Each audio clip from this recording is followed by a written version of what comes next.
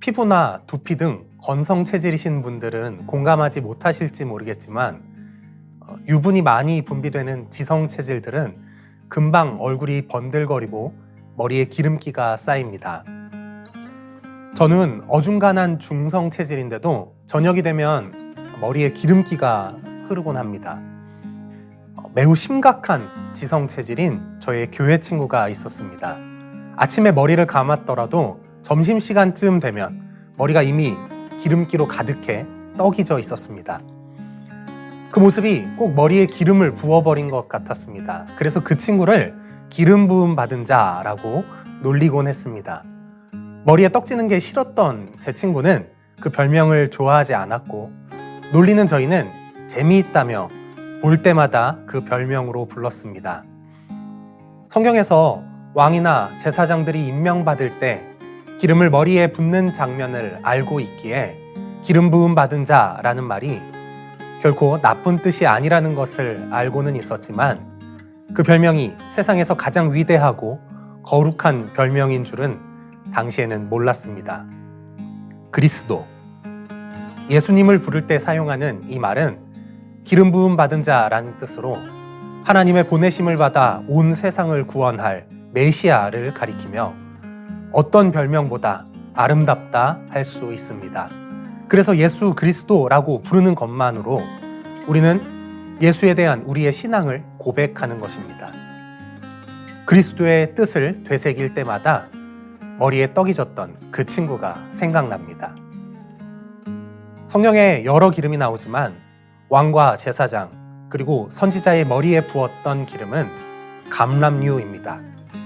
거룩한 예식에는 관유를 사용하기도 하는데, 관유는 감람유를 베이스 오일로 사용하여 극상품 향유와 계피, 창포, 모략 등을 섞어 만든 기름입니다. 사무엘상 15장 1절을 보면 기름을 부어 왕을 세우는 장면이 나옵니다. 사무엘이 사울에게 이르되 여호와께서 나를 보내어 왕에게 기름을 부어 그의 백성 이스라엘 위에 왕으로 삼으셨은즉 이제 왕은 여호와의 말씀을 들으소서. 출애굽기 40장 13절을 보면 기름을 부어 제사장을 세웁니다. 아론에게 거룩한 옷을 입히고 그에게 기름을 부어 거룩하게 하여 그가 내 제사장의 직분을 행하게 하라. 열왕기상 19장 16절에는 기름을 부어 선지자를 세웁니다. 너는 또 님시의 아들 예후에게 기름을 부어 이스라엘의 왕이 되게 하고 또 아벨무홀라 사밧의 아들 엘리사에게 기름을 부어 너를 대신하여 선지자가 되게 하라. 이처럼 감람나무의 열매에서 짜낸 기름인 감람유는 하나님의 것을 구분하여 거룩함을 나타낼 때 사용했던 기름입니다. 성경에는 감람나무가 상당히 많이 나옵니다. 감람나무가 아주 많은 산을 감람산이라고 이름 붙이기까지 했죠. 하지만 이스라엘에는 감람나무가 한 그루도 없다는 사실을 알고 계시나요? 감람나무는 중국에 있는 나무로 성경을 번역하는 과정에서 올리브나무를 그 모양이 가장 비슷한 감람나무로 바꿔서 번역했습니다. 올리브나무가 뭔지 모르는 독자들의 이해를 돕기 위해 가장 비슷한 나무인 감람나무로 대체한 것이지요. 두 나무는 모두 품종이나 환경, 관리 방법에 따라 키가 큰 상록 교목으로 자라거나 주된 줄기가 없는 키가 작은 관목으로 자라기도 합니다. 잎의 모양과 열매의 모양도 상당히 비슷합니다.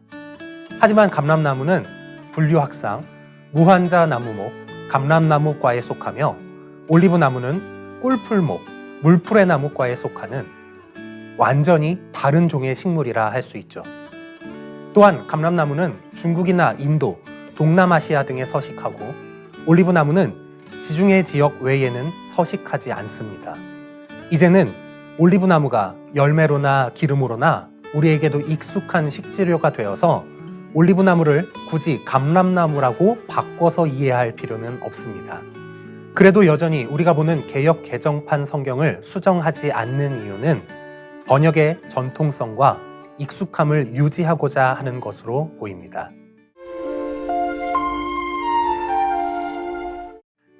올리브나무는 자라는 속도가 느려서 빠르게는 7년에서 늦게는 14년이 되어야 열매를 맺고 열매다운 열매를 맺으려면 30년 이상은 자라야 합니다.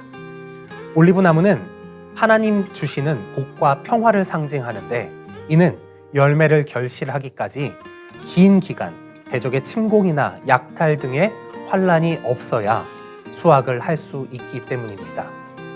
창세기 8장에는 홍수 이후 물이 마른 것을 확인하려는 노아가 방주 밖으로 비둘기를 내보냈는데 비둘기가 그 잎에 감람나무 새 잎사귀를 물고 왔다고 기록합니다. 이는 심판의 끝 그리고 회복의 시작을 의미합니다. 올리브 농장을 운영하는 농부들은 생존력이 강한 야생 올리브 나무가 2m 이상 자라면 줄기를 베고 좋은 품종의 올리브 나무 가지를 접붙여 우수한 품종으로 개량합니다. 이러한 배경하에 로마서 11장의 돌감람나무와 참감람나무 비유는 이스라엘과 이방인의 구원과 하나님의 주권을 설명합니다. 좋은 감람나무의 접붙임을 받은 우리는 그리스도의 거룩한 영양분으로 열매 맺게 된다는 거죠. 이제 우리도 이 세상에 예수의 복음을 공급하는 참 감람나무가 되어 나아가야겠습니다. 성경에서 올리브 기름은 성막과 성전의 거룩한 기구들을 닦아내는 데에도 사용했습니다. 출애굽기 30장 24절 25절을 보면 기름 한 흰을 취하여 그곳으로 거룩한 관요를 만들되 향을 제조하는 법대로 향기름을 만들지니 제사를 위해서 항상 짐승을 죽이는 성전은 피비린내가 가득한 곳입니다. 제사에 사용되는 온갖 기구들도 모두 죽음의 냄새를 풍기죠. 그 죽음의 냄새를 덮는 기름이 바로 관유입니다. 성전의 곳곳에 그리고 모든 기구에 기름을 발라 깨끗하게 합니다. 거룩하게 구별합니다. 죽음이 지배하는 곳에 하나님의 영이 임하시면 그곳은 생명이 지배하는 곳이 됩니다. 성령 하나님을 기름으로 상징하는 이유이기도 합니다. 공관복음에서 예수께서 감람산에 올라가서 기도하시는 장면이 나옵니다. 실제로 올리브나무가 많아서 올리브산이라고 불리는 곳인데 겟세마네라 하는 곳에 이르러서 기도하셨다고 나옵니다. 옛날에는 운송수단이 취약해서 올리브를 산지에서 수확하고 그곳에 기름 짜는 압착틀을 두고 바로 기름을 짰습니다. 겟세마네가 기름 짜는 곳이라는 뜻의 히브리어 명칭이죠. 예수님은 거룩한 기름을 짜는 곳에서 습관적으로 기도하셨습니다. 누가복음에 따르면 기도하시는 예수께서 땀을 흘리셨는데 그것이 핏방울같이 되었다고 기록합니다. 마치 올리브나무가 척박한 땅에서 힘내어 열매를 맺고 그 열매가 지디겨지며 끝내 자기를 버려 거룩한 기름이 되듯 예수께서도 자기를 내어주시고 그 귀한 생명을 쥐어 짜시며 끝내 거룩한 보혈을 흘리셨습니다. 그 보혈은 우리를 살리는 피이며 더러운 것을 깨끗하게 하는 기름이며 믿는 자들을 거룩하게 구별하는 성령님의 임재입니다. 우리 삶의 자리에 올리브나무가 심겨 있는지 생각해 봅시다. 기름 부음 받은 성도의 삶을 살고 계시나요? 우리를 하나님의 것으로 거룩하게 구별하시는 성령의 충만하심을 입으시길 바랍니다. 예수께서 흘리신 보혈의 피로 새 생명을 입어 생명의 잎사귀를 죽음 가운데 떠다니는 자들에게 물어다주는 삶을 살아갑시다. 우리의 기도가 기름 짜듯 우리를 주님께 올려드리는 겟세마네의 기도가 되시기를 바랍니다. 기름 부음 받은 자 되어 하나님의 거룩하심을 선포하는 그리스도인의 삶을 살아가시기를 주님의 이름으로 축복합니다.